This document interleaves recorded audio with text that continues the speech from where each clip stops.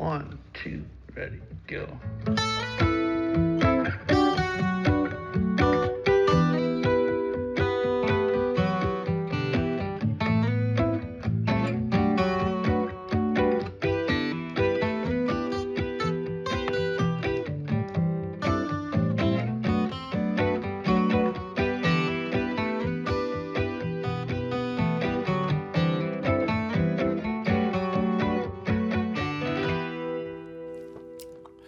Oh, sorry. Caught me drinking coffee. I guess it is 9:30 p.m. Welcome. Sorry, I'm just showing up a little bit late. It's Sunday night. Dan Greider, Probable Cause. Welcome to yet another Sunday evening production, and I'm glad that you're here with us. Looks like there's maybe a few extra people here with us tonight, which is always good. And I want to say welcome, and let me know in the live chat if you can where you're typing from and where you are. Glad to have you with us. I'll try to respond to a few of those. Already, it looks like the live chat is going pretty fast, so that's a good sign. I'd like to introduce myself. My name is Dan Greider. I do run a little tiny itty-bitty fledgling YouTube channel called Probable Cause. It's mostly my opinion based to help you get some information about general aviation. I'm trying to reduce the general aviation fatal accident rate. I'm trying to solicit the help of others. My feeling is that the information that we have concerning plane crashes gets hoarded and kept by the NTSB way too long. It takes 3 years. We don't ever get a good result, and most of the time it has nothing to do with storing the wreckage in a hangar to examine it 3 years later. It's the pilot that probably did something wrong and probably has some education or training or some kind of a value that we could get. NTSB is not giving us any recommendations, almost none, on recommendations for general aviation. So we're going to get into that a little bit. Yes, I know why you're here. You want to hear me play the banjo, don't you? No, I know why we're here, and we're going to get into the whole Texas thing.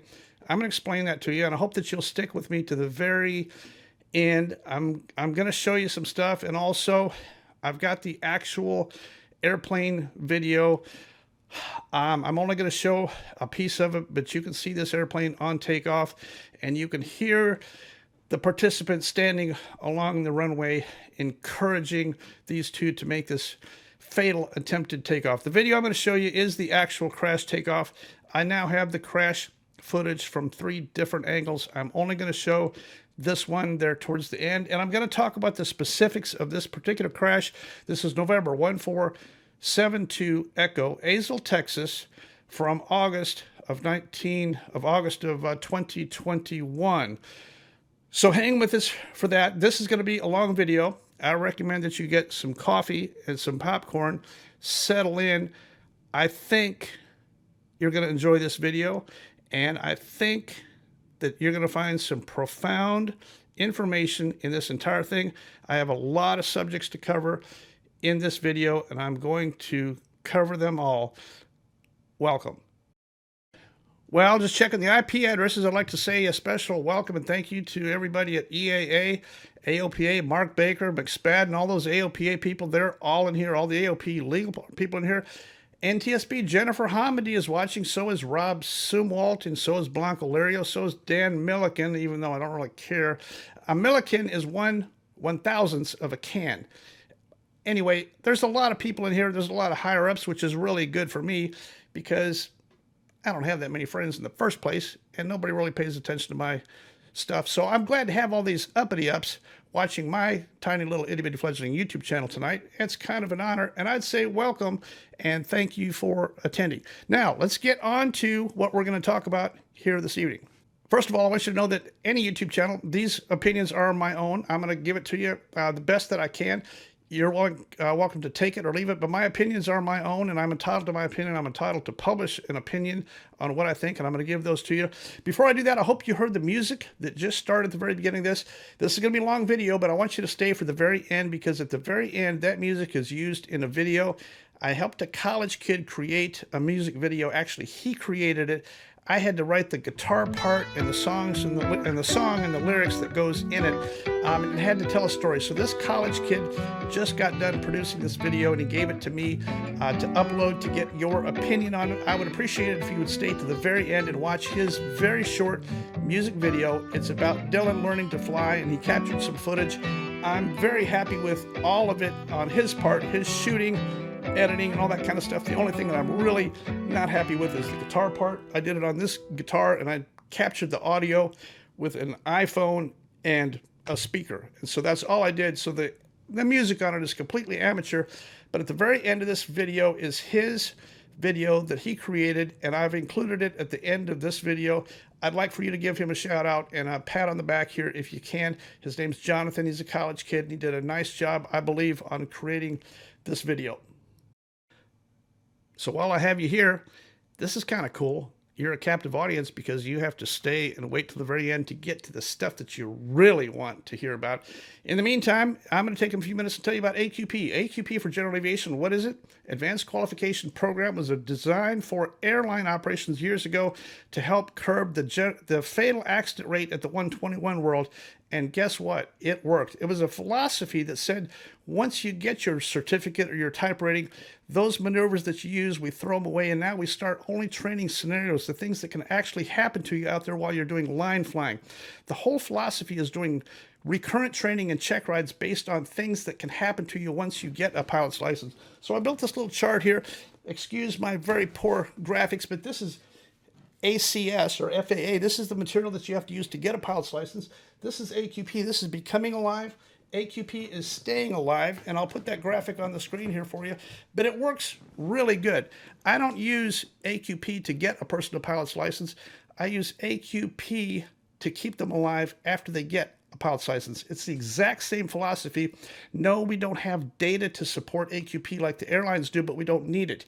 All we need to know is what are the fatal scenarios that keep on happening to our guys every single day, almost daily right now in general aviation, to help educate and prevent future general aviation fatal accident rates.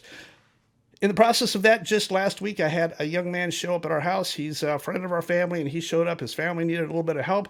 So I gave him, he stayed here with us, 4 or 5 days.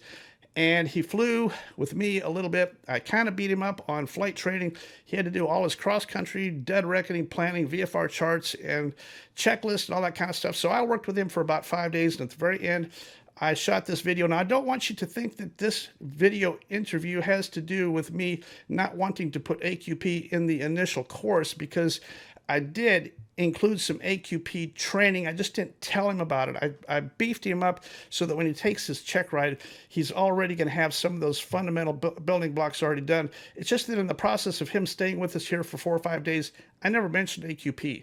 I never mentioned any of that stuff. I just did the training, gave him what he needed, and at the very end, I conducted an interview with him. It's very short, but I want you to listen to this interview concerning AQP for this very fine young man. Going to take a quick break and do a quick interview with Luke Skywalker. He told me his name was Luke. Is it true that you are Luke Skywalker? It is. Very true. His name's actually Luke, and how old are you, Luke? 17. 17. Just turned 17, wants to become a private pilot. So Luke came out and spent a couple days with Dylan and I. I don't do very much of this private pilot type ACS kind of stuff. This is before he gets his pilot's license. Couple takeaways off of this. I kind of beat you up really hard, both in the traffic pattern and on cross-country stuff. You took the beatings very well. Why do you think I beat you so hard? Well, there's a difference from learning, different ways of learning. And either you can take the beatings and learn and make it so your check ride or where you're trying to get to is a lot easier, or you can have fun with it and you won't quite get as far in your training, if that makes sense. It's kind of true. So I took the opportunity to beat Luke really hard, but the things that we beat him on are checklists, and I've got them here, and E6B for cross country. So everything in the ACS, remember, there's no GPS on your private pilot check ride. It's E6B, your checklist, and a paper chart. is the way you're going to go on this. And specifically now, I got one question for you about all this that we did. You got to fly. I put him in the Cherokee. We flew quite a bit. Tell me what you think about your AQP training. It's a little bit different, as in, keeping a certain speed all the way till you're on final and whatnot. But right now, that's operating the airplane. Where I'm going with this is that I flew 10 hours with Luke, and I haven't mentioned AQP yet. And that's because now some of those things that we did are very good concepts to do, but AQP is for after you get your pilot's license. Right now, we're trying to get you up to getting alive. AQP is designed for staying alive after you get your pilot's license. So our emphasis in all your training has not been AQP. Our emphasis is basic procedures, traffic patterns, checklist, building the fundamentals that are going to be good. And then after you get your pilot's license, I want you to come back to me. Then I'm going to give you a full AQP immersion. AQP is the stuff where you stay alive with your pilot's license. We want you, after you get your pilot's license, we for sure want you to stay alive. The FAA is just going to give you a piece of paper that allows you to go fly, but they got a whole bunch of stuff that they don't tell you about. I'm not telling you about in your initial training. We're just going to do S-turns across the road, steep turns, cross-country planning, short field takeoff, short field landing. None of those maneuvers are designed to keep you alive. no. AQP is designed to keep you alive after you get your training. And that's how come we got this thing that I have in the background here. This is ACS is for becoming a pilot. AQP is for staying a pilot. Becoming alive, staying alive. This is FAA. This is Dan. This is your initial training. AQP is recurrent. Becoming a pilot, we use ACS. For staying alive, we use AQP. This is normal, all your normal stuff. I'm doing abnormal stuff. There's no surprise in this stuff. AQP is all surprise based. This is training. This is conditioning. This is evaluation, and there's no evaluation here. There is no awareness here. This is increased awareness. See the clear distinction difference between the two? Right now, you're on this side. As soon as you get your pilot's license, then you're coming over to this side so you can stay alive is what the deal is. I can't immerse you in AQP because you don't even have the fundamentals done yet. So that's the deal with Luke. He's eventually going to take a private pilot check ride and get all that stuff done, and I look forward to you coming back. We've had a great time, and he has taken the horrible living conditions here and Dylan's poor humor very well, and I appreciate you coming out. We've had a great time, and I look forward to you coming back. Yeah, thank you, Dan. All right.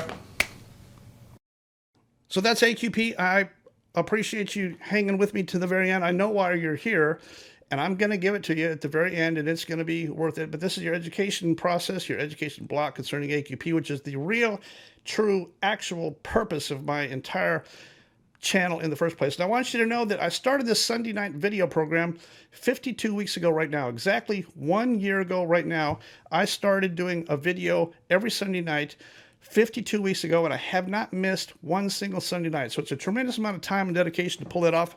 It's been 52 weeks in the running. Tonight's video is video number 53. They only stay up and on the air for about 6 days, and I take them right back down because I've always got a fresh set of new fatals. The next 7 days, you're always giving me more and more fatals, and we're simply going through and adding the fatals every week so that if you keep up and watch on a timely basis, you've got a few days to watch the video and see what's going on. So in the big scheme of things, the Sunday night video started 1 year ago. 2 years ago, right now, August of 2021. Here's the graph. My video channel is just a little bit over 2 years ago, so you can see right here, I'm putting it on the screen right now. This is me at 0, and in the summer, in August of 2021, I had almost nothing. I I was just barely starting, and I did not know what I was doing. I had very few subscribers and very little traction. So that was August of 2021 when the Texas thing happened. That's when that whole series started right there, when the fatal crash 1472 Echo in Azle, Texas, that's happened. And I did make that video about that, but as I still do to this day, I reported on the temperature, the conditions, the weights of the people, the obscene, ridiculous scenario that was going on that I did not like concerning friends sending their friends out to go fly in an obvious unsafe condition. I didn't like any of that. Nobody would send their friends out. This guy in the front seat of this thing, his name was Macon Schwantz. He was 282 pounds. His son was 230 pounds in a 65 horsepower Aeronica. We're going to get into all that, but that's how that thing started. That's one of the very first videos I did where I said this whole thing does not make any sense. That was 2 years ago, right about now.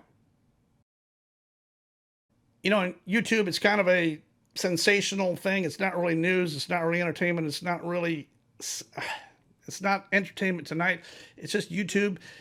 There's a million channels and a million people and a million different things, but people tend to sit on their phones or iPads and scroll through and look what they like. The aviation people tend to want to try to stay alive. I think I've picked up a little bit of traction from people appreciating what it is that I'm trying to do for them and stuff like that. Some of it's shocking, the fatal crashes, and I don't really waste any time figuring out what probably happened and giving you my opinion on it. If that's offensive to you, I'm really sorry, but I'm just trying to give you a better heads up. Even if I give you an opinion and it happens to be wrong and I have to go back next week and say, here's the further information, here's what I found out now, that's still okay. We can still learn from all of that. In the process of becoming a YouTuber, I got a couple of videos I want to tell you about that I'm really proud of. DB Cooper, part 1 and part 2. When you get a chance, I want you to go look at DB Cooper. This is the guy that hijacked the airplane November 24, 1971. I did DB Cooper part 1 and part 2. I dogged this story for almost 20 years. If you have a chance, this part 1 is very long. If you're interested in figuring out who DB Cooper was, I want you to watch part 1 and then the most YouTube shocking shock value contained in part 2 is amazing. My interview with the FBI director, who was the number 4 guy at the FBI when he retired, that actually shot and killed DB Cooper, that's in part 2. I want you to watch part 2. If you have not seen this, this is the FBI who intentionally killed a guy, and you can see it on video. I'm not making this up. This is exactly what happened. The other video I want you to look at is Colgan. Colgan in Buffalo, New York, the Colgan that caused the 1,500-hour rule. I did a video on Colgan. I want you to go take a look at that. Give me your opinion. When you see it, it's still on my YouTube channel, Colgan. And that entire scenario was caused by a captain who was trained by the FAA, actually conditioned in the simulator to, during stall or a min speed condition, to go full power and pull back on the yoke to try to not lose any altitude loss. In other words, their criteria for passing a check ride was not to lose more than 100 feet during a stall recovering. So when they let it get slow, they would have recovered okay, but he went full power and he pulled back about 70 pounds on the yoke. He was fighting to maintain altitude because that's the way the FAA conditioned him.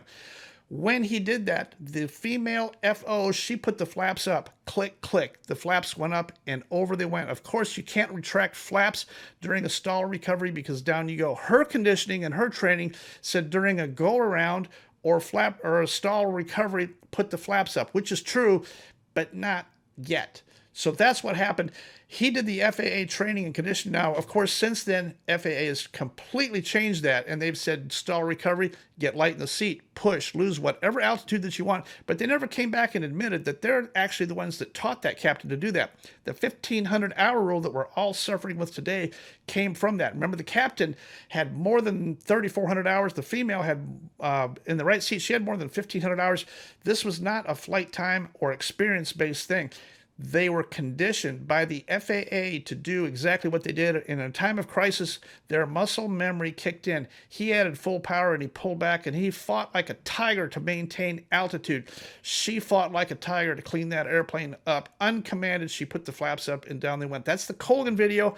I want you to go back and take a look at that. That's how we ended up with our pilot shortage, is because of the 1,500-hour rule. Nobody was going into this pipeline when this thing happened, and now we have the pilot shortage. The Colgan rule is one of the serious contributors towards our pilot shortage today. 1,500 hours is an unreasonable and unnecessary high bar for pilots trying to get into this line of work. You know, one of the other videos I want you to go back and look at is Griffin, Georgia, toxic water part 1. This has to do with the DC-3 and my Dan Milliken assumption that I tried to run over code enforcement officers with the DC-3. It's not related to the time Grider got arrested for threatening the code enforcement official with his DC-3. I did not, and this video explains all that. I want you to read the comments on this. Dan Milliken doesn't understand anything about. Of course, he doesn't want to understand, but I want you to go back and look at Toxic Water Part 1, and Part 2, 3, and 4 is coming along nicely. We have a Griffin, Georgia, FAA Part 16 complaint. This has to do with airports across America that are being overburdened by rats infested in their airports, taking over their land, their hangars, their facilities in non-aeronautical use. It's rampant and it's everywhere. It's against the law. FAA aeronautical use, you have to use your FAA designated grant money for aeronautical use, and these airport managers are looking the other way and allowing non-related businesses and owners and everything to creep into these airports. There goes your hangar space, there goes your opportunity, there goes your land. It's airport land being used for non-aeronautical use. Griffin, Georgia is about to get slapped with the FAA Part 16 complaint, which is a huge deal. We've about got it finished. My folks down in Florida are finishing that. Their legal team is working on that, and it's about to go in. I'll give you a full update on Griffin, Georgia, which is looking fantastic. They are guilty, and it's gonna this FAA Part 16. Not only that, I'm gonna give you the blueprint on how you can do the exact same thing. An FAA Part 16 complaint is kind of like a lawsuit against the FAA for not doing their job. They have to answer it. It's going to go to court. It's going to go through a bunch of proceedings. It's not good. There's a Part 13 and a Part 16. We've already tried the Part 13, which is the informal. We got no response from them. Part 16 is the formal complaint. They're going to have to answer it because it's just like answering a lawsuit. So they're going to figure that out. And that video and that series, I'm going to keep you updated on how you can replicate what we're doing at your airport. You know, another video I want to call attention to is my friend Victor over in Spain, VAS Aviation. I'm going to show you this video. Our runway incursions in America are now rampant. It's all due to inexperienced dispatchers, inexperienced pilots, inexperienced air traffic controllers. The whole thing is getting crazy. We're getting a runway incursion almost one per week right now. It's only a matter of time, in my opinion. It's only a matter of time until we have a USA Tenerife. We're going to have another Tenerife. We're going to have a 121 fatal hull loss with a lot of people dead. No matter what, it's going to be due to inexperience, somebody that doesn't know, somebody that wasn't ready. I think it's highly likely at the pace that we're going to have two airplanes run together, either in flight or on the ground. We're either going to have a mid-air, mid-flight, or most likely we're going to have a ground incursion, somebody taking off or landing or operating right into the side of another airplane, just like Tenerife. I don't see how we can get out of it. It's happening so rampant. Now, this is the VAS Aviation video. I'm going to show you the graphic here. Here's the video of this. This is the airplane that taxied out here. It's Spirit that landed. He was supposed to hold short. Meanwhile, American Airlines was rolling on this runway and started their takeoff roll. Now, the problem with this is that the Spirit Airlines, this graphic is showing them crossing the whole short line. I don't think that they actually crossed the whole short line. The statement that the FAA provided after the fact said that it appeared that they were getting close to the whole short line. I'll put that graphic up there. It says something like, we shut this thing down in an abundance of caution because we weren't sure how it looked. I don't know whether they actually crossed the line or not, but in any case, the Spirit got issued a brasher. A brasher is a pilot deviation. Call this phone number and you're off to the races and all that kind of stuff.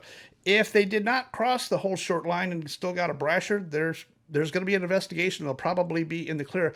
My point here is that FAA runway incursions are huge. FAA has to investigate every single runway incursion, trying to find the source of this problem and get it stopped. FAA's #1 vendetta right now is runway incursions. They're looking for any scrap of violation on anything that you can get. Nationwide, any airport, day or night, runway incursions is huge because we're about to have another Tenerife in America. Keep that information in your hip pocket because we're going to talk about it again in just a second. Runway incursions in America to the FAA are huge. They are obligated under federal law to report, issue a brochure, and a pilot deviation if you're even close. They have to, and they will. Well, most of the time, they will. We're going to talk about that next. You know, the main purpose of sitting in this chair every Sunday night has to do with accidents, general aviation fatal accidents. I've got the sheet here. I'm going to put it on the screen here in just a few minutes, but this is the general aviation tab sheet that I want to go through and talk with in just a minute. Before we do that, I'm going to talk about the Detroit air show accident that happened 1 week ago while I was sitting in this chair. My phone rang and they started talking about this MiG crash. At the time, I didn't have any information. I didn't have time to mess with it, but I've done a little bit of research on this thing. This is a MiG-23 flying at the air show, the Michigan Wings over Michigan, Thunder over Michigan, something air show last Sunday, 1 week ago, right about now. So this MiG is an experimental. It's a Russian-built MiG-23 operating on an experimental aircraft. First of all, it's Russian. I don't really know why we're honoring the Ruskies over here anyway, but it's a Russian airplane with no certificate of airworthiness. It's flying on an experimental certificate. I don't understand why this is that. And it's flying around with a passenger on board. This is an air show and it's got a passenger on board. Why is that important? Because I think it influenced the decision of the pilot. The pilot obviously had a thrust problem, probably loss of thrust or an engine that rolled back or something that happened. He punched out over the lake. Now, here's the problem with this. When you're in an experimental aircraft with ejection seats, you're worried about the life of the person that you're giving the ride to. You got to save their life. When you punch out, that MiG-23 is a missile. It's going to go wherever it wants to go. I have a real problem with putting a visitor in the passenger seat of this MiG-23. This MiG almost hit this apartment complex. If it had hit the apartment complex, direct hit, you probably would have lost 100 innocent lives. Flying a Russian experimental aircraft over civilians with live ejection seats is probably not a good idea. If you're the pilot of one of these type airplanes, you have to do your civic duty and be a hero. Don't punch out until your airplane is pointed directly at an open field where you know it's going to crash and not hurt anybody. When this guy pulled the handle, he had no idea where that MiG was going to go. He only got lucky that it hit in the spot and rolled right up against this apartment complex and did not hurt anybody. I think you airshow people ought to look at this. Live ejection seats and carrying passengers, not a good idea. If you're gonna carry a live ejection seat, you as the pilot, your heroic duty to the civilians on the ground is stay with that aircraft until you're absolutely sure it's aimed at at something that doesn't cost anything and there's no people there, and it's going to be the absolute best place for that. The ejection seat should work to a much lower altitude. I'm not sure why he punched so early, but he did. He got lucky. Michigan Air Show got lucky. I don't like the whole thing. Put your comments in there. How this thing is supposed to happen in the future with live ejection seats in a Russian experimental aircraft, I don't get it. So here's the last 7 days. I'm going to go over real quick here and put this on the screen so that you can see it. The Cessna 150 in Texas, 5610 Echo.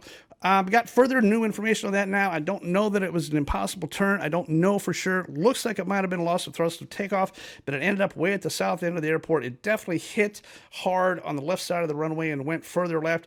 I don't really know how that could have happened as of right now. The next one, 804 Alpha Alpha. This is an air tractor.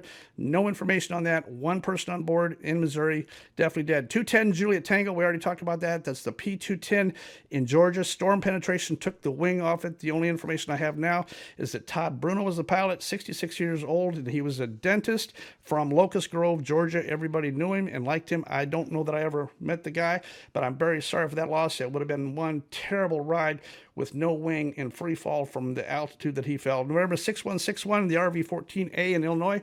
This is a guy named Greg Bierman, 62, doing aerobatics, low-level aerobatics, and did not get it turned around in time. This guy probably, I don't know, doesn't sound like he was much of an aerobatic guy, but he was attempting aerobatic flight. Two of the witnesses saw the aircraft inverted over town, and then it went in. So low-level impromptu aerobatics is not a good idea. I don't recommend it. I don't like aerobatics in the first place, but if you're going to do it, get an actual CFI and an actual aerobatic airplane, go up actual certified altitude, play with your stuff up high. Don't be doing aerobatics down low in regular airplanes on an experimental basis. Is not good, and Mr. Bierman proved that. The one that I forgot last week was 1503 Lima. This is the Bell 47. It hit power lines. Theodore Farwell, age 39. I think he was crop dusting in his Bell and hit power lines. The whole power line thing is rampant. Happens all the time. The next one, ironically, 239 Whiskey Delta, the Petrol in North Carolina, happened also last week at about this time. This was the guy named Jeff Cooley, 63 years old. He also hit power lines. This Petrol was kind of a seaplane, airplane kind of a thing. He hit something in North Carolina. And then one of the most recent ones here, November 98555. This is the PA 28161. It's a Warrior in Florida. I don't know if this is a DMMS or a wing fail. It kind of looks like, from the witnesses, it kind of looks like pieces were falling after the fact, like pieces were still falling through the sky after the airplane hit the ground. So I don't know if something fell off the airplane. I don't know if a wing fell off the airplane. Keep in mind, this is a low-wing Piper.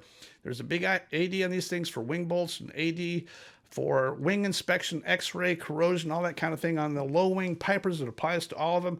I don't know if that's related or not. I don't know if the airplane was all in one piece when it hit the building there or not. But in any case, one is dead here, and I'm not sure the condition of the other two. This is a flight training airplane, and it kind of sounds like it might have been a stall spin, because initially I think one of the persons initially survived. So if a wing fell off, I kind of doubt that anybody on that thing would survive the entire impact. But once again, I don't know. The next one here, we're going to take a look at that. That is the Piper J5. It just happened in Wisconsin about 1 p.m., 12:55 p.m. yesterday, Piper J5A.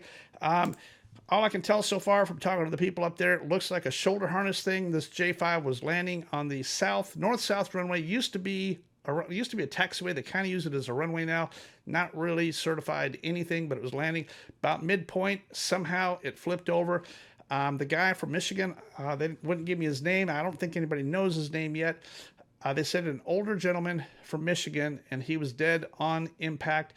It sounds like there was not very much damage to the actual aircraft. It sounds like a shoulder harness thing to me, but I don't know. I'm going to watch that, because the whole shoulder harness thing is something I'm really looking at close here, especially in light of the other Piper J3 Cub in Wisconsin 2 years ago, where the female flight instructor got killed and the guy in the back seat survived. Neither one was wearing shoulder harnesses. She smashed her head into the panel. She died almost immediately of brain injury from smashing her head. No shoulder harness in that airplane.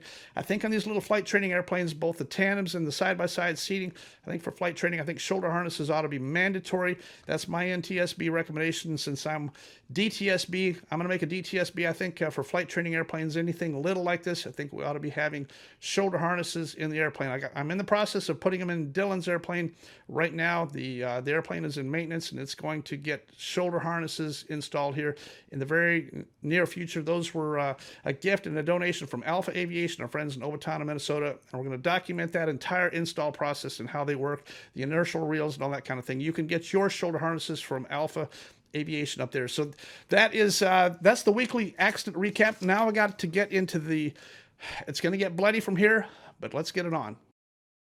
So y'all know about this Texas thing, but and I'm going to get into the specifics of that in a minute. But I was sitting here at this desk, and my phone rang a couple days ago. It was AOPA, and they wanted to ask about. So I took their call and I recorded their call. I specifically wanted to know how I could help them, and they wanted to know if I wanted to provide a statement, which I did. But I wanted to know specifically, if I give you a statement, are you going to slice it and dice it and cut it up to take only what you want out of it, or are you going to print it verbatim exactly what I said? So the guy hemmed and hawed about that a lot. I'm going to play that call so I can show you that he called me. I didn't call him. And I was trying to get him to commit to, if I give you a statement, will you print my statement exactly as I typed it, or are you going to dice it up? Here's that call. Hello. Hello, Mr. Grider. Yes. This is Jim Moore calling. I'm the managing editor of digital media at the Aircraft Owners and Pilots Association. Hi, Jim. Hi. I'm calling you today because I'm working on a story about the civil court hearing in Texas yesterday and the judgment that was entered against you in the record in the matter involving Charles Cook. The fundamental question is, do you plan to appeal this? And well, let me just send you. Give me a few minutes here. Let me just send you a response back. I ask that you read it, and if you choose to do an article on this subject, that you reprint my response from start to finish so that you don't cut it up and alter it. Is that fair?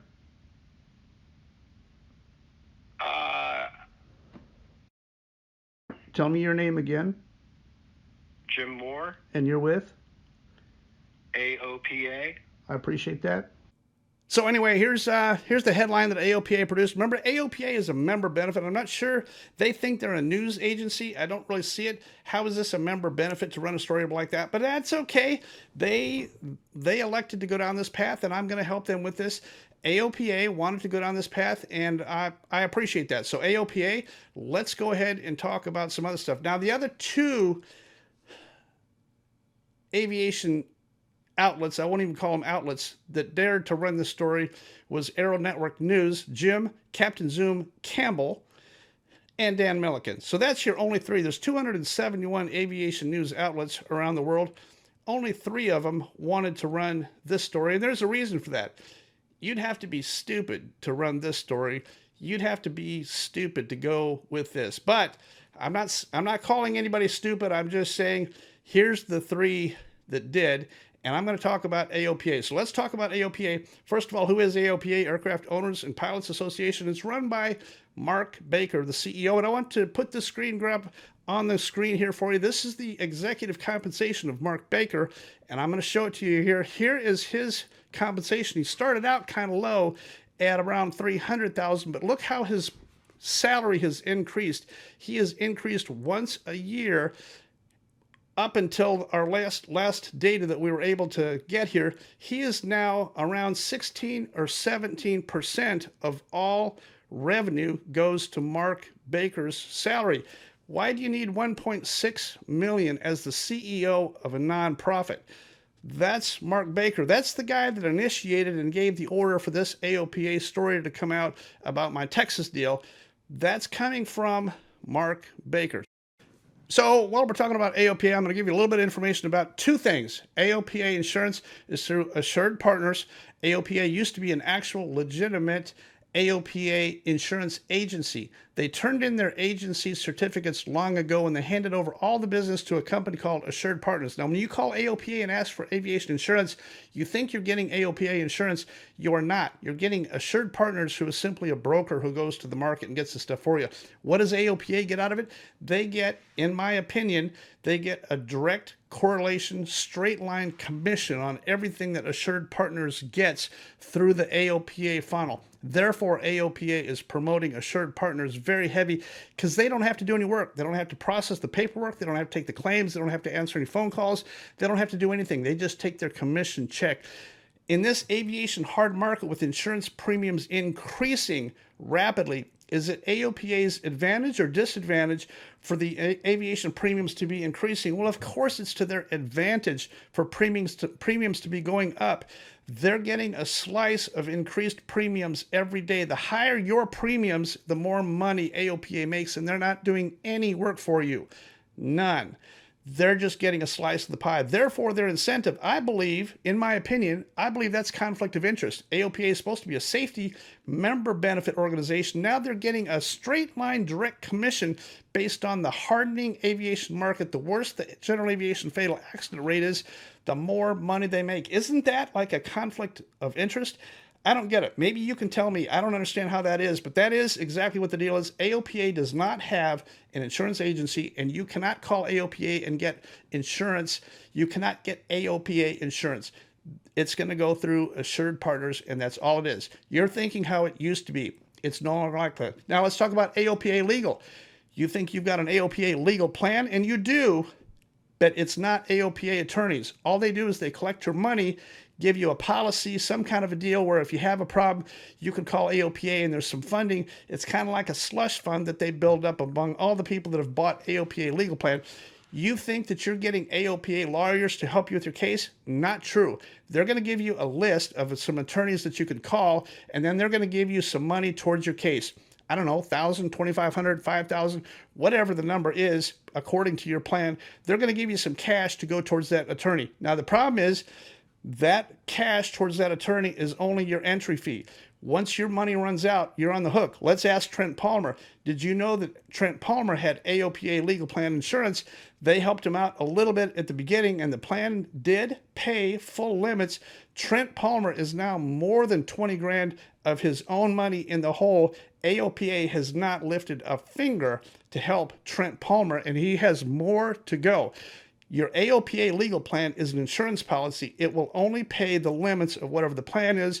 The money's going to go towards an attorney, and that's all it is. I don't know if that's a good idea or not.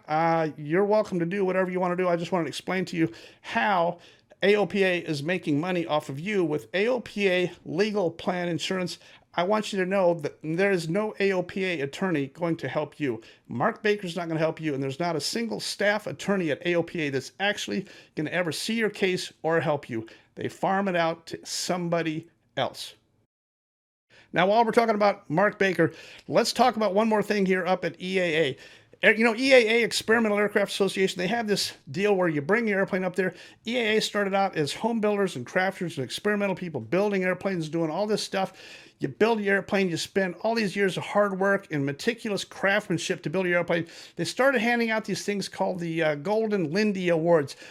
You had to really do something fantastic to get a Lindy Award, and every year they published in the categories who gets the best Lindy Award for craftsmanship, unique aircraft built. It's Experimental Aircraft Lindy Award. I want you to look at the Seaplane Award winner for this year, 2023. Who won the Seaplane Award for the Golden Lindy Award at AirVenture this year? Well, it went to Mark Baker. And what was the aircraft? Well, the aircraft was a Cessna Caravan on floats. A stock Caravan on floats that he purchased goes to Mark Baker. I don't know. I'm not seeing it, but there may be, I don't know. You give me your conclusion on that. That's where your Seaplane Lindy Award went to this year. Mark Baker, AOPA. Now, while we're talking about EAA, this is going to get bloody, but I'm telling you all about it. I didn't want to go down this path. This is due to AOPA. They started this, and I'm going to take the opportunity. I think it's a safety thing. I'm a safety guy. I probably would not have ever mentioned this. I want you to know that I interviewed a guy named Mark Irvin, FAA employee. He was one of the 4 main guys at EAA AirVenture with ATC. He's a pink shirt. He's management. He's the main guy. He has called me at least 4 times, probably twice after Sun and Fun and twice after AirVenture, to give me a lowdown on how atrocious and insane both these were. He worked Sun and Fun. I was down there with him at Sun and Fun. Did you know that at Sun and Fun 2023 this year, they had at least 13 wrong way incursions, pilot deviations, taking off or landing in the face of landing aircraft? Numerous Atlas airplanes had to go around. We're talking heavy 767s. How many pilot deviations occurred at Sun and Fun this year? 0. There were no pilot deviations. They have a policy. There's some kind of a deal in place with Sun and Fun and AirVenture where there is no brasher, no anything. Even for runway incursions, everybody gets a pass. I'm going to let you listen to Mark's voice. This year for AirVenture, it was insane. This is Mark's voice telling you, and this whole thing needs to get looked at. More than 50 pilot deviations. I'm going to give you just a segment of our conversation, but I've got a total of 4 conversations with Mark. Eventually, I'm going to play all of them back to back and just let you listen to how insane Sun and Fun and EAA is. What this does is it sets up a cowboy scenario where there are no rules. Everybody knows you can't get violated and anything goes. The runway incursions at AirVenture this year, the documented runway incursions at AirVenture were profound, including this scenario with the King Air that pulled out in front of another airplane. I don't get it. Let's listen to Mark explain about the King Air.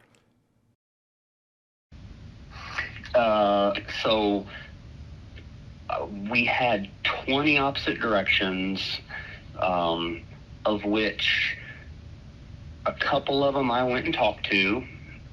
Dan, I personally saw 4 or 5 airplanes cross runways without a clearance. One of them was a King Air 350. I mean, that's a serious airplane. Now, the main question I asked Mark and put it on tape is there any waiver for FAA? Is there any waiver for EAA in their obligation to do a brash or a pilot deviation? The only way we find and fix these problems is by reporting them and investigating and getting the pilot deviation stopped. If you're landing the wrong way, landing without a clearance, making a takeoff, or doing a runway incursion, it has to be investigated. We have to find out who you are, and we have to tell you not to do that again. It could be a big investigation, could be a little one, but you have to let FSDO handle that. It starts with getting reported. It starts with a pilot deviation. We have to do that. I'm going to ask Mark, is there any waiver issued to EAA AirVenture which allows them to skip the entire brasher pilot deviation FAA official policy? Is there any kind of a waiver in place? It's just getting too stupid, and somebody's going to get hurt. All right, I got one important question for you. Yes, sir. For both EAA, Oshkosh, and Sun and Fun, is there any kind of an FAA waiver in place that says that the FAA is waived from pilot deviations and brashers at those two events, that because they're at these events that we're waived from our obligation of safety, runway incursions, landing wrong way, taking off without a clearance, all the normal things at a normal airport? Where's the waiver that says that at these two events you're completely in the clear? Where is that waiver? There is no such waiver. So I'm pretty disappointed over that. I probably would not have played that tape if it hadn't been for Mark Baker and AOPA. But they wanted to go down this path, and I'm happy to. I have a whole bunch more video and a whole bunch more tapes. I'm going to tell you one more EAA story here real quick. This is from EAA 2021. I had my DC-3 registered to land up there. I did everything proper. I landed, and EAA did not want me parking there. They hooked up a tug and wanted to tug my airplane to the north side of the airport, and I said, that's fine. They tugged it.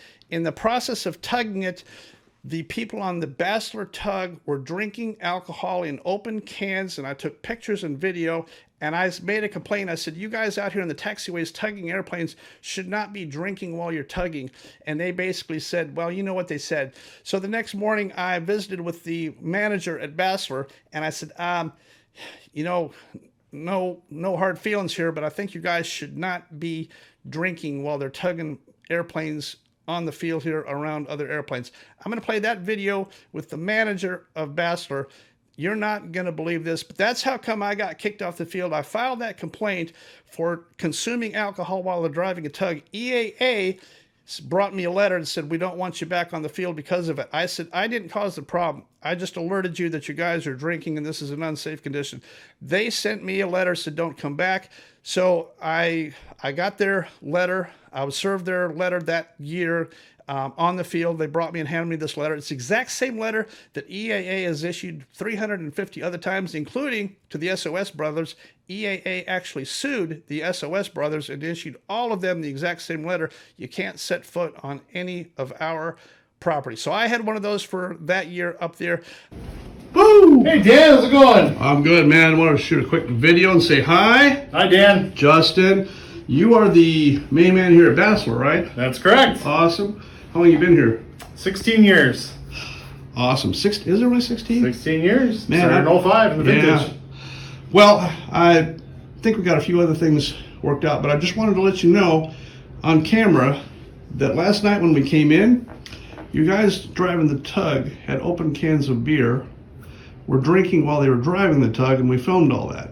That sounds good, but none of them were on the clock. So, and that can be proven by the... It doesn't matter. They were operating equipment while intoxicated with open containers. So you let public opinion do its job on that. Doesn't matter if they're on the clock or not. You as manager were allowing your employees to drive a tug, hauling other people's equipment while drinking with open containers. I'm not aware of that. You are now. No. I'll have to look into it. I just informed you. What do you think of the idea of drinking beer while you're operating a tug on behalf of Basler Flight Service? It's definitely unsafe. I got more to say on this, including we're going to talk about Jack Pelton. Jack's a personal friend of mine. He has one of the best master's degree in engineering that money can buy, and I want to talk about his entire story eventually, but not today. I did one other interview while I was up there that year. That was 2 years ago, and I wanted to show you this cute little interview with Jacob Hancock and Blanco Lario's little kid. This is from 2 years ago. Check this out. All right, I'm here with a couple actual YouTube legends. It's unbelievable. Unbelievable.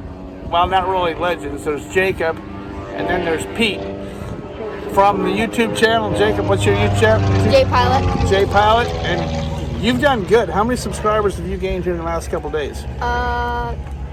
Probably over 1,000. Well, if you're still hanging with me, this is the segment you're looking for. We're getting down to the nitty-gritty. The Texas case, specifically, I'm going to start with the Dan Milliken video. Only 3 sources reported on this story: AOPA and Mark Baker, Arrow Network News, Jim Zoom Campbell, and Dan Milliken from Texas. Now, it appears to me that Dan has always had a very deep vested interest in this. He could not seem to contain his glee in reporting this video. And the start of his video, I'm going to show it to you right here. This is Dan Milliken's kickoff of this. We're going to talk about a little bit of this aspect before we get into it. Oh my goodness. My texts and emails have been blowing up. Now, you also got to keep in mind that both and Milliken are heavy into the for-profit advertising, sales, revenues, sponsorships for their YouTube channels. I don't do any of that. I'm going to show you the graphic for this here. My advertising revenue is 0. It always has been. I don't have sponsors. I don't have advertisements. I don't do Patreon. I don't do any of that thing. The only thing I have is on occasion people will send me $1 or $2 to help me cover with expenses, and I can't make very much money on that because, frankly, pilots are cheap, and very few of them ever send me $1 or $2, which is fine. I have enough money to cover gas and sleeping bags to get where I want to be. And Dan Milliken, and that's fine. You can use your YouTube for profit. My focus on this thing is AQP, safety. I'm taking care of you. I'm taking the risks. I'm going out here and reporting on these stories so that you can stay alive. And there's a huge gulf of a difference between us just in that factor. The next portion of this that I'm going to focus on, if you've been around the American legal system at all, you know it's a crooked system. The whole thing, there is, I'm not naming any names or any specifics here, there are crooked lawyers, there's crooked judges, it's a crooked system, and mostly in the civil side of it, it's a matter of how much money you have. The people with the money are the people that's going to win. You can buy any decision that you want. Now, in Charles's case, he has a tremendous amount of money. I have very little, so it's heavily stacked in his favor, and he knows that. That is how the system works. Not only that, I'm in Georgia, he's in Texas, so we have a little bit of a difference there because you got the good old boy home network, the home-baked network from Tarrant County, Fort Worth, where he knows everybody. Actually, the attorneys and the judges, they all play golf together. It's pretty typical, so you got a tremendous amount of patronage among all of them. They're all in the same office and they all hang out at the same water cooler all the time. I don't agree with it. Even your concept of a forensic expert email witness is going to provide a statement that he thinks that an email was delivered. I'm going to get into the specifics of that and what actually all that means. Before I do that, I'm going to tell you that I'm definitely going to appeal this decision, and it's because I've been down the path of appeal before. I'm very proud of an appeal I won in Georgia a few years ago. I'm going to include the link in the description for this video so you can pull this PDF and read it yourself. I was involved in a situation where a party sued me for, well, it wasn't really for anything. It was a dissolution of a business, in which case I said, fine, let's just dissolve the business. This court case drug on and on and on. All I ever said was, let's shake hands and go our separate ways. The other party ended up spending $500,000. They had a huge firm and had all this kind of stuff. They filed a motion for summary judgment. They spent more than $500,000 in legal fees. I spent almost nothing. We ended up in a motion for summary judgment, and guess what? The judge denied it. Denied it. Then a short time later, the same firm and the same plaintiff and the same attorneys took the exact same motion for summary judgment. They turned it into the same judge again, and this time the judge rubber stamped it and said, fine, we award victory to you. I represented myself. You've probably never heard of this. Dan Grider represented himself, Georgia Court of Appeals, oral arguments. Dan Grider was there. The state of Georgia captured it on video and gave me a copy of it, and I have a copy of the result. And guess what? On appeal, I won. I appeared pro se, Georgia Court of Appeals, and won. And look at the document. If you get a chance to read this, the Georgia Court of Appeals did a nice job in seeing through the garbage here that this firm, this plaintiff, in this corruption situation, the judge erred. It said it over and over. The judge erred. The judge erred. I did oral arguments, Georgia Court of Appeals, by myself, and I won. The reason is because Georgia Court of Appeals is your final last straw to making sure that the law is applied equally and fairly. And if there's any impropriety, they want to err on the side of giving you a trial. In this case, the Georgia Court of Appeals did a very nice job. I'm going to play just a segment at this time of me giving oral argument, Georgia Court of Appeals. Check this out. In conclusion, Your Honor, Mr. got preferential treatments. It's shown he enjoyed all the personal benefits. He profited on the sale of the aircraft that I sold his airplanes to my friends so he could have a profit. He kept the money, and this is a jury question. I cannot believe that a court of appeals could enter the realm of wanting to be jurors to fully understand the aspects and the intricacies of this case. I should be allowed the opportunity as a citizen to a proper jury trial in proper venue, and that is all I'm asking for. All right, thank you, Mr. Thank you. I'm pretty proud of that. You know, when all this stuff started, I got a whole bunch of information. Some people in Texas said that Charles was pretty upset at me for making this video. My video simply said that this little airport here obviously had some problems. They'd had a bunch of airplane wrecks there and some very unusual things going on. I made my video and I said the aircraft was overweight. It was hot. 2 big boys in this airplane taking off, and too many people out there pushing these people into attempting this takeoff. I made my video. I said an Aeronica, a 2-seat tandem Aeronica of 65-horse engine. The guy in the front seat was the dad. His name was Macon, Schwantz. He was 280 pounds. 282 pounds. The guy in the back seat was his son, Jack Schwantz, 230 pounds, linebacker at the local football team. They were way overgross. It was too hot, too much fuel, too heavy in a tiny little 65-horse airplane. Like, what are you all thinking? No, we can't do that. So I called, when I found out Charles was upset at me for citing those facts, I called it like I saw it. Stall spin, too heavy, too hot, stall spin, shouldn't have tried it. I called Charles. Charles didn't call me. I called Charles, and boy, was he upset. He right away wanted to jump in and threaten me with a lawsuit, and I said, that's fine. Let's go ahead and do that. I even sent him a text. I said, now, Charles, keep in mind, there's this thing of, I'll put it on the screen here, there's death by criminal negligence, and I'll read it to you here. I said, Charles, in other words, if the death of another person accidentally occurs while you were acting as unreasonable and reckless manner while disregarding obvious risks, you can be charged with a criminally negligent homicide. He said, I was in Fort Worth Meacham at the time. I wasn't even there. And I said, okay, all right, that's good. Now his story has changed. Said he was at home on with COVID on an oxygen machine when it happened.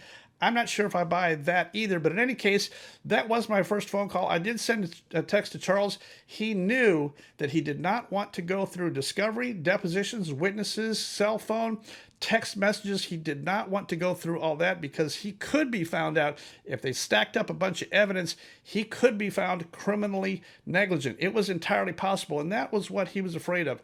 So after I talked to Charles, about a week later, I got a letter in the mail from an attorney firm, Anderson and Riddle, in Fort Worth. A nice letter, said, well, we're thinking about suing you. We'd like to talk to you about this. So I called him. I called him immediately, talked to a nice lady named Kinsey Lakey on the phone. I'm going to play a portion of that call. I gave her my phone number, my home address, all my information. I said, you can contact me here anytime if there's anything that you'd like to do. Here's my home address. And I gave her that. Now, in the process of this, I asked Kinsey Lakey. She did not sound very experienced, and she fumbled with everything. I asked her, I said, Kinsey, are you an attorney? I'm going to play this call here because it's significant. During this call, which was just late August, maybe early September of 2021, Kinsey Lakey was not even an attorney. She was still in law school. Let's listen to the 2 questions I asked Kinsey Lakey. Okay. Well, you were the one that called us. Jeff just forwarded me his message and asked that I give you a call back since I was the attorney handling Charles Cook's matter. I'm sorry, what was your name again? Kinsey Lakey? Kinsey? Yes, Kinsey.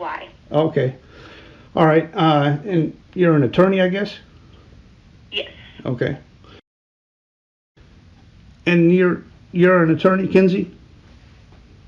Yes.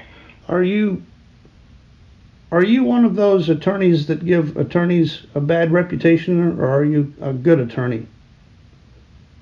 I believe I'm a good attorney. So Kinsey Lakey, Anderson and Riddle, she lied to me. She told me she was an attorney. She was not. She didn't graduate, finish, and pass her bar until much later. She was not an attorney when she answered that question, so she lied.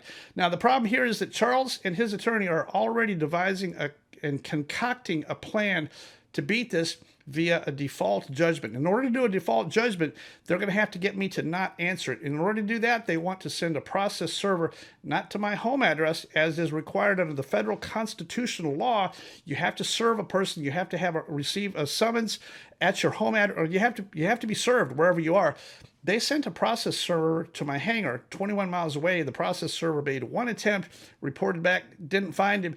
So then this same attorney, he sends an email to the judge, asks for an equivalent process via social media. And I said, what is social media? And that means they sent you an email with the summons in it. So you've been properly served via social media. Well, I never saw any such email, and this entire thing, they devised it this way so that I would not. They sent it to an email address that I don't check, and it turns out after the fact, after we investigated it, it went into a spam folder. So obviously, I never saw it. This was devised so that they could get a default judgment. Obviously, if they had sent a server to my house, we would have been down a different path. They had to have a default judgment, and they got one because I never even knew about the default judgment. It was only recently, much after that, I was talking to Scott Perdue in Fort Worth, and he said, "Hey, I hear you owe $1.1 million on a default judgment." And I said, "What are you talking about?" And he said, "Yeah, Dan Milliken is running his mouth that says that you owe $1.1 million for something in Texas." And I said, "I will check into it." So I immediately hired an attorney in Fort Worth to pull the documents and look and see. And sure enough, there was a default judgment entered because of service via social media, which I have never heard of and my attorney had never heard of. So we started down that path. That first hearing was on March 3, 2022. And it was not necessary that I attend. This was a hearing to determine if there should be a trial or not, or if there should be a hearing to determine if there's going to be a trial. So we went through all that stuff. There was no mediation. Mediation never occurred. And after that process, we went through all that kind of stuff. I paid a $2,500 fee to get me a trial. I just wanted a trial. After that, my attorney made a phone call to me. He said, "Well, this is probably going to cost you 25 to 50 grand." He said, "And the problem is in Texas here, you are an outsider. You're not a local. The judge and this attorney are," he said, "the odds of you winning this and getting a trial are almost zero." And I said, "Really?" He said, "Yes, I'll be happy to take your money if you want to, but you're going to owe me a big retainer up front." And I said, "Well, sir, I don't have 50 grand to hand you up front for a retainer. I'm not a millionaire. I'm not even a hundredaire." So this whole thing shut down. He and I parted ways. I said, "Thank you for your service. Let me do something else." And we parted ways as friends and went on our own way. Now, before we left, I had a conversation with him about the actual process. I said, "Well, if I attend this hearing, am I allowed to represent myself pro se and ask for a trial?" And he said, "Oh, absolutely. You can attend this thing and represent yourself pro se. Tell the judge that you would like a trial. Tell them that you never received any email. They never attempted to serve you at your house. The whole thing is bogus." He said, "The whole thing is completely crooked. It's completely crooked." He said, "The problem is the judge is going to be mad because you're broke, you're from out of town, you're not an attorney, and you don't have knowledge of the system." And I said, "Well, sir, all those are actually true. In addition, I'm stupid." So I got all 5 of those going against me. He said, "Well, that's true." He said, "I can tell you what's going to happen." He said, "If you represent yourself pro se, the judge is going to be mad that you attempted to represent yourself pro se, and he's probably going to throw it out in the first 3 minutes." So guess what happened? I attended Fort Worth, Texas, June 29, 2023. Walked in. I said, I got my piece of paper here. I'm here to ask for a new trial. I'm pro se. My name is Dan Grider. I'm representing myself. I would simply like a new trial. I'm here to comply with this letter that said to be here at this date, this time, sir. I'm asking for a trial. He wanted me to argue and do lawyer stuff. I said, sir, I'm not a lawyer. I'm asking for a trial. That's all I'm asking for. That court hearing lasted less than 10 minutes, and he slammed his gavel and said, verdict for the plaintiff, default judgment. Now, you may think that that's bad. That's actually good. The reason is because that thing was over and closed so fast that there was no testimony, no evidence, no expert witness, no documentation. There was nothing occurred. They had the obligation to prove it and enter it into the record. Never happened. That's why on appeal, there is no evidence to prove that anything ever happened, because number one, it didn't, but number two, they had their opportunity to enter a statement from an expert witness that he thinks that I received in the email and he thinks that I opened it, which I don't know how you can possibly do. But that's when their opportunity would have been to go before the judge, somebody take the witness stand, and somebody enter some stuff into evidence. All three of these events, there's been no witnesses, no documentation, nothing into evidence, no depositions. There's been nothing. There's not a smidgen of anything on this thing other than the original complaint, which was 1.1 million. So I came out of there. You think I would be feeling defeated because I got a default judgment against me on June 29? Actually, I feel kind of elated because the judge did not follow procedure. He did not enter anything in. He didn't look at the evidence. There has been no evidence. Now they issue a hearing for August 16. I don't really want to go. They've asked for 1.1 million. I hope they get 1.1 million because now it's a story. Now there's a possibility that AOPA is going to pick it up. Everybody is going to pick it up. Now, it turns out there was only 3 entities out there stupid enough to pick it up, and they all 3 did. But the hearing, they awarded 1.1 million, and they asked Charles what the 1.1 million was for, and he said it was because of loss of income and loss of reputation for his FedEx job. Now Charles has not had a FAA first class medical since March of 21. I'll put it on the screen here. I'm not sure what is going on with Charles, but you have to have a first class medical every 6 months. Charles is obviously right now not working in the airline industry, and that is what happened on August 16th. I'm going to reference this AOPA blurb in the article that they wrote. AOPA talks about this for a trial that never occurred is because there was no trial and nothing ever occurred. Now, I played that video a little bit ago from this person that sent me a terrible email. I'm going to put that email back up here on the screen here, and here it is. If this doesn't disgust you, this email came from Allison Hoyt. Allison and Charles Cook are best friends. This email came from her. Then after I put that on the screen on one of my previous videos, she sent me an email and wanted to make sure that I did not put her picture or any association with CAF Dallas in there. So I said, that's fine. I won't put your picture or mention CAF in any graphics on the screen. However, it is Allison Hoyt. She's an A&P mechanic. She works out there. I'm not sure what she does, but Allison Hoyt wrote that email, and it gives you a little glimpse of the sickness in this world all the way around. I don't see how a person can be like that. I don't see how a person can sit down in a computer and construct an email like that and send it. Is beyond me. Now, real quick, we got to look at the actual data on this thing. Here's the NTSB data. This thing was way over gross weight. The guy in the front seat was 282 pounds. The son in the back seat was 230 pounds. It's a 65 horse Aeronica, density altitude 2,500 feet. Here's the crash video, and I'm going to show it to you. I want you to listen very close to the person who's taking this video, who's even encouraging them as they go. This airplane tried to take off at least once, probably twice. 2 failed takeoff attempts. It was too hot. They were too heavy. Notice in this video, he never does fly the tail wheel. There's just not enough power to get this thing airborne. They kept on encouraging him. Whoever was out there that day kept on encouraging him until they reached the point of no return, and they actually attempted to take off, and they did cross the airport boundary to the south, where they properly stalled and spun and killed themselves. Listen to this video. This is the actual video footage. I've got 2 more. I've actually got 2 videos that show the actual stall spin in progress, and I'm not going to show those. This is all I'm going to show right here. This is the airplane rolling down the grass at this airport.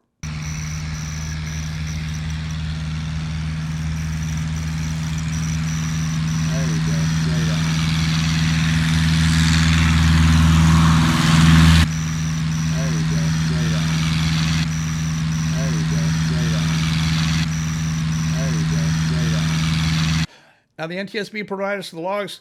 I want to show you here. The logs go back. This airplane had a 10-year hiatus. It did not fly between 2010 and 2022. It actually sat in limbo, nothing on the airframe or engine for 10 full years, and then they recovered it and got it going.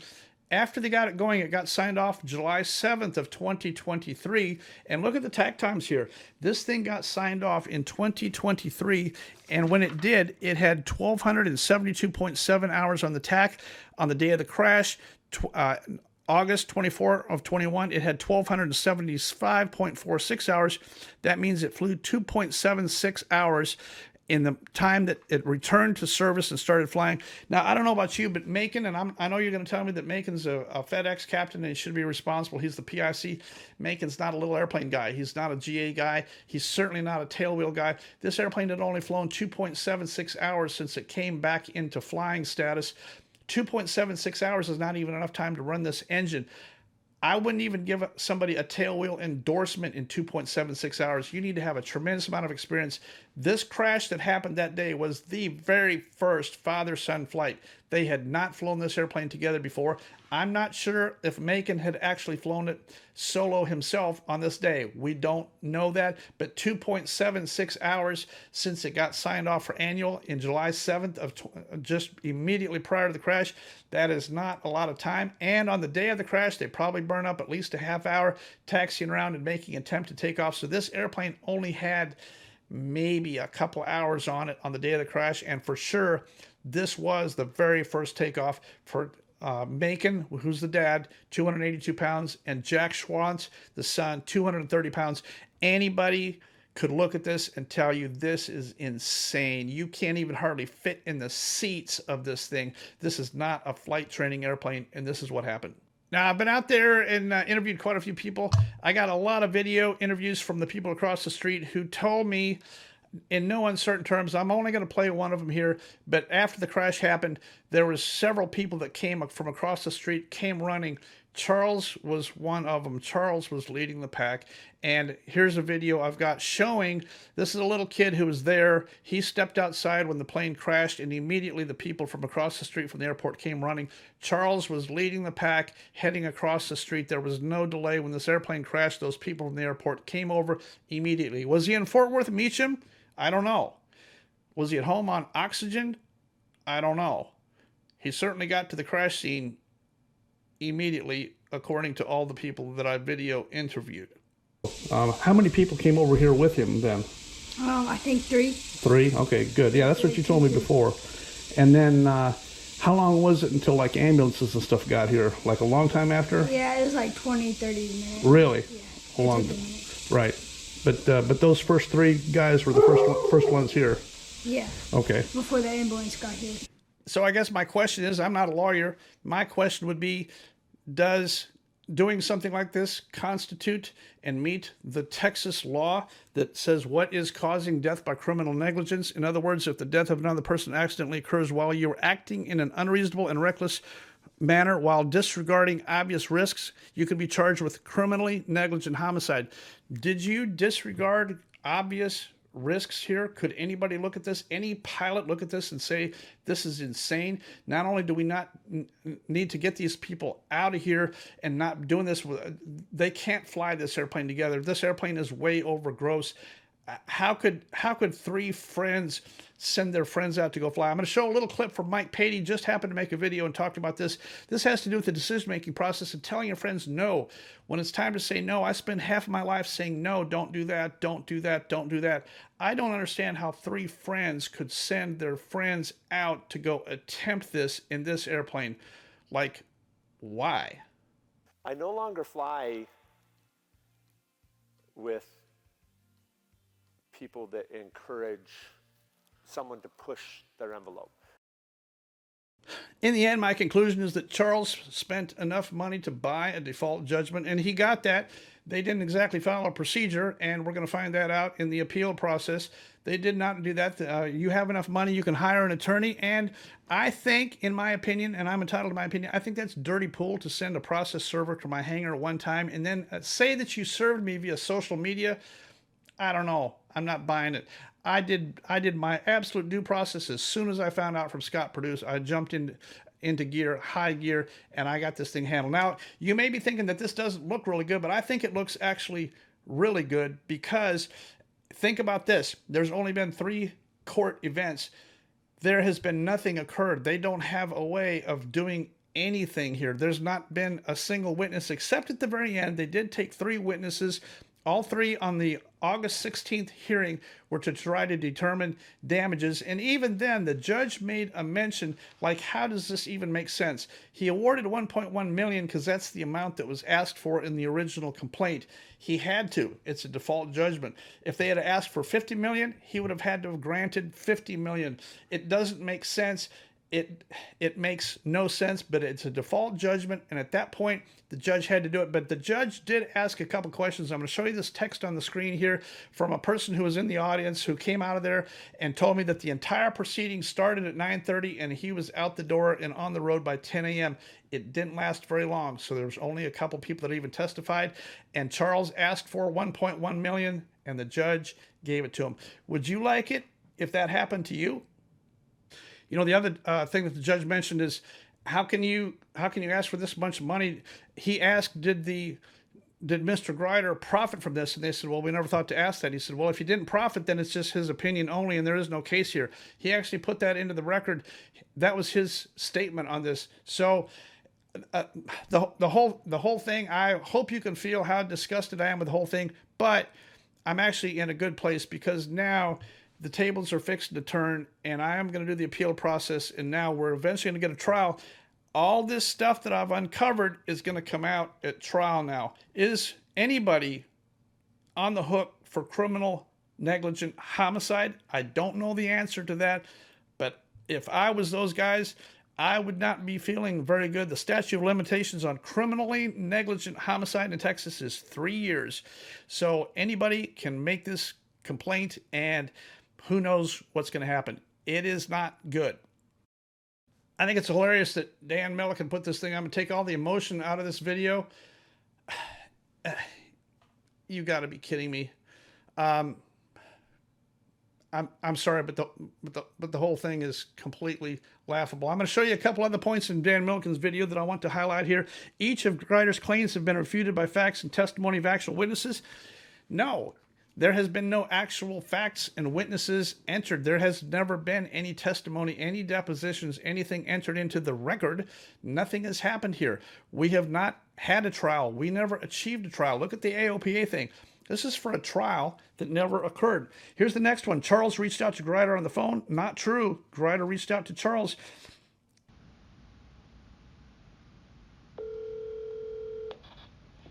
Hello. Hello? Yes, who is this? This is Dan. Dan, this is Charles Cook. How you doing? Well, I've just watched your video online. Oh, okay, good. And need to know what you're doing. What are you trying to do to me? You know, and just so you know, I just got off the phone with one of your chief pilots. So you're going to go in and answer on that one also. That's good. Which I understand you've been arrested for assault and trying to run over the FAA with your DC-3. In the weeks after the September 22 hearing, mediation was attempted, but the attorneys for Grider asked the court to be excused from representing Grider for reasons. Well, yeah, obviously, I excused him. I know I'm not going to give you another 25 or 50 grand for a good old boy network that we can't win. I think we're doing the correct thing here, as is. I think we followed a very good path. Let's look at what Charles wants on damages here. How it affected Cook's career at a 121 airline. How does this affect your career at a 121 airline when you haven't even had a medical since March of 21? I don't understand that. I don't see how it's affected anything. But he had enough money to hire a lawyer and obtain a default judgment from a firm who hired a girl who told me she was an attorney when she was not. The whole thing doesn't smell good. So we'll see how this whole thing plays out. I am definitely going to file the appropriate appeal process paperwork. If you're an attorney in the Fort Worth area and you're interested in this case, this will be a very high visible case. I will give your firm an extreme amount of publicity on this. If you want to be the champion to come in here and help with this, I think if you're writing in the comments here, I think you should write to and leave a comment. Her name is Cherie. I'm going to give you her name is Cherie Schwantz. She lives very close there. Leave a comment for Cherie. What is your opinion on what happened to her husband and her son? How upset would you be if you found out what really happened? Leave a message for Cherie. Leave a comment that says, "Dear Cherie," and go from there. She's going to read every single comment. I would like for her to read and understand what exactly happened that day to her husband and her son that she will never get back. It's a devastating, devastating loss, and I'm very, very sorry for the entire circumstance. I feel like I've told you the story accurately, and I hope that you'll appreciate my position on this. I am sorry for all the EAA stuff I had to tell you about, the air traffic control stuff, the Brasher awards, the Brasher, the pilot deviation problem. I probably have never talked about Mark Baker's salary. I would have never, ever done anything if AOPA hadn't wanted to go down this path, in which I finally said, okay, you guys want to talk about this stuff? I guess I'll talk about it, because that's kind of who I am. And I appreciate you watching and pay attention on my YouTube channel, Probable Cause. I'm going to leave you this video next here. This is that video that the college kid made. I didn't have a lot to do with it except writing the song and recording it. I want you to notice how the words at the very end of this thing dovetail exactly into this thing. I am so happy with the sequence on that. It's not a great music track, and it's me singing, so it's completely horrible, but I like the concept. We'll probably record it with some better stuff and an improved deal and maybe some more lyrics later on. I gotta get out of here. I appreciate this. I know this has been a long video. You can put your popcorn away and go to bed now. And Jennifer Hamady, it's been nice having you in the chat room with us. And Mark Baker, it's good to see you tonight. And all my friends there from FAA, EAA, AOPA, and all those other alphabet agencies out there. I appreciate it. I'll see you guys on the road. For my tiny little itty-bitty fledgling YouTube channel, Dan Grider, Probable Cause. 2, ready, go.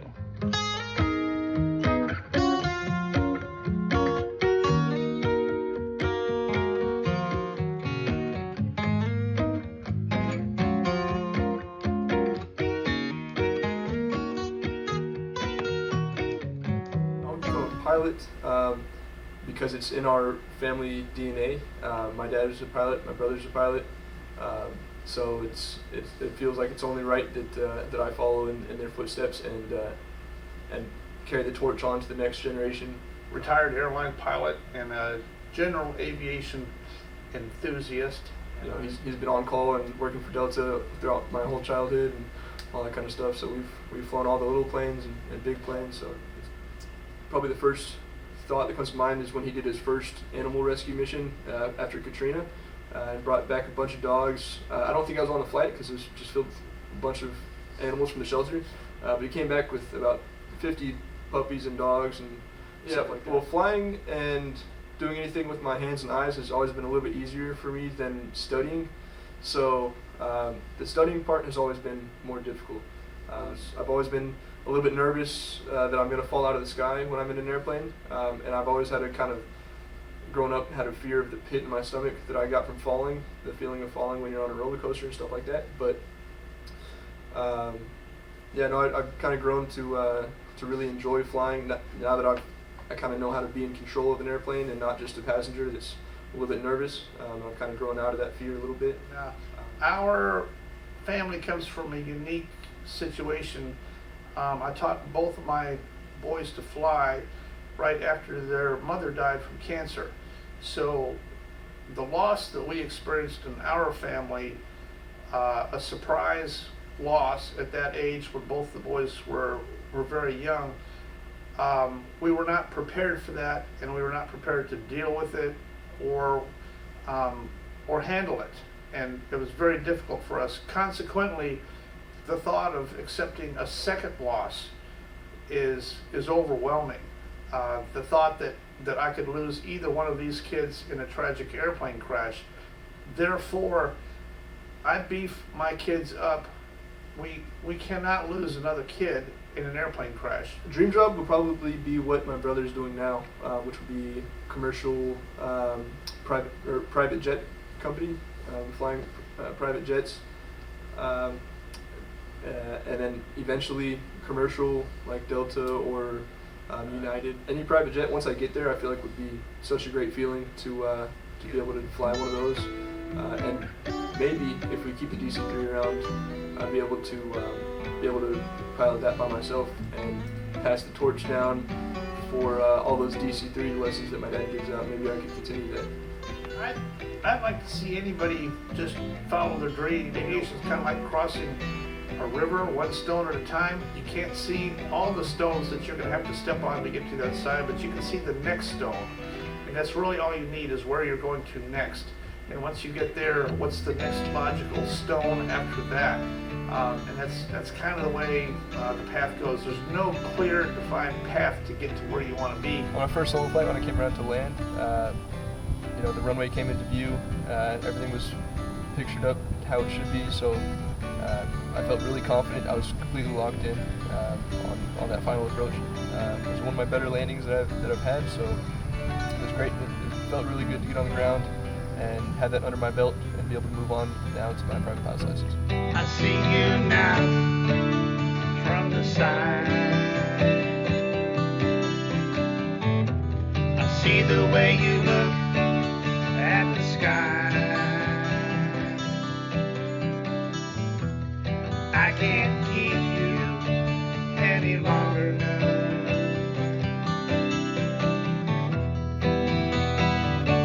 I'll be right here when you come back down. Alright? I'll meet you there. All I want is you to fly. Is you to fly.